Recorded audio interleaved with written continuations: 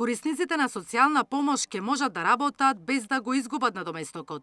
Се крои ново законско решение, каде ќе им се овозможи на корисниците, ако се вработат уште една година да примаат државна помош. Потоа надоместокот ќе им биде укинат, најави министерот за социјала Лимани. По најавите на владата дека е потребно прочистување на списокот, затоа што имало многу злоупотреби, па помош примале и починати и иселени лица, се работи на ново решение. Моја идејата сите тие што се корисници на социјална помош да се обидеме во идниот закон да им овозможиме со тек на време првата година да бидат корисници на социјална помош, а истовремено да се на работен процес, после една година после да им се укине.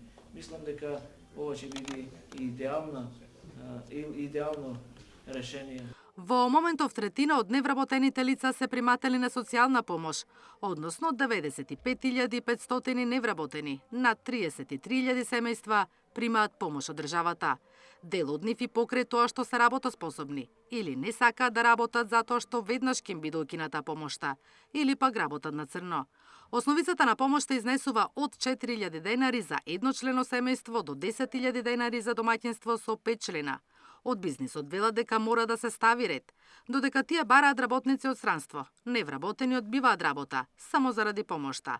Бараат да се примени искуството од други земји, како во Германија, например, каде корисниците на надоместок, ако ја одбијат работата која им се нуди, државата веднаш ги брише од системот и автоматски им ја укинува помошта.